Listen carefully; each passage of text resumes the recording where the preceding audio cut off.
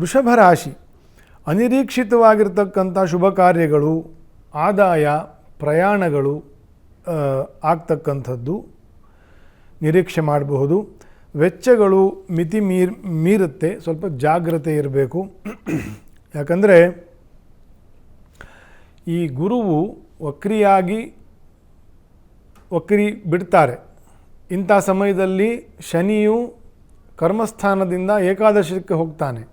ಏಕಾದಶದ ರಾಹುವು ಕುಂಭರಾಶಿಗೆ ಬಂದು ದಶಮದಲ್ಲಿ ಹೋಗ್ತಾನೆ ವೃಷಭ ರಾಶಿಯವರಿಗೆ. ಇದೆಲ್ಲ ಬ್ಯಾಕ್ ಟು ಬ್ಯಾಕ್ ಆಗುತ್ತೆ, 1 ತಿಂಗಳು, 1.5 ತಿಂಗಳು, 2 ತಿಂಗಳಲ್ಲಿ.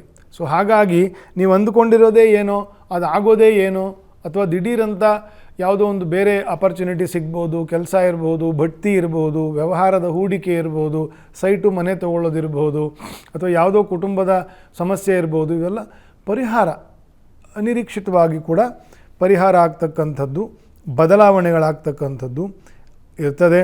ವೆಚ್ಚಗಳು ಮಿತಿ ಮೀರ್ತದೆ, ಸ್ವಲ್ಪ ಜಾಗ್ರತೆ ವಹಿಸಿದರೆ ಒಳ್ಳೆಯದು.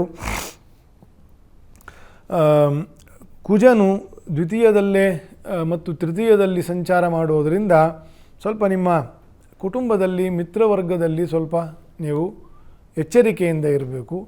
ಏನು ಮಾತಾಡ್ತೀರಿ, ಏನು ಬಿಡ್ತೀರಿ, you have to be very careful. ಅದು ಒಂದಕ್ಕೆ ಹೋಗಿ 4 ತಾರ್ಕಕ್ಕೆ ಆಗುವಂಥ ಸಾಧ್ಯತೆಗಳಿರ್ತದೆ ಜೂನ್ ಮಧ್ಯದವರೆಗೂ. ಹಾಗಾಗಿ ಒಂದು ಫೈನಾನ್ಸಸ್ಸನ್ನು, ಖರ್ಚು ವೆಚ್ಚಗಳನ್ನು ವೃಷಭ ರಾಶಿಯವರು ಸ್ವಲ್ಪ ಗಮನ ಇಟ್ಕೊಳ್ಳಿ. ಎರಡನೆಯದು, ನಿಮ್ಮ ಬಂಧು ಮಿತ್ರರು, ಕುಟುಂಬ ವರ್ಗ, ಸ್ನೇಹಿತರು ಇತ್ಯಾದಿ ಇವರಲ್ಲಿ ಸ್ವಲ್ಪ ಜಾಗ್ರತೆ ಇರಬೇಕು. ನಿಮ್ಮ ಮಾತುಕತೆಯಲ್ಲಿ ಜಗಳ ಕದನಗಳು ಆಗದೇ ಇರುವಂತೆ ಅಂತಂತ.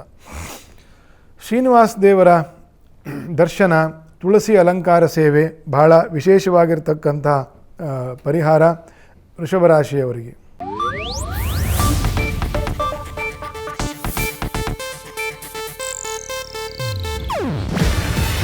ಇದು ಏಷ್ಯಾನೆಟ್ ನ್ಯೂಸ್ ನೆಟ್ವರ್ಕ್ ಪ್ರಸ್ತುತಿ.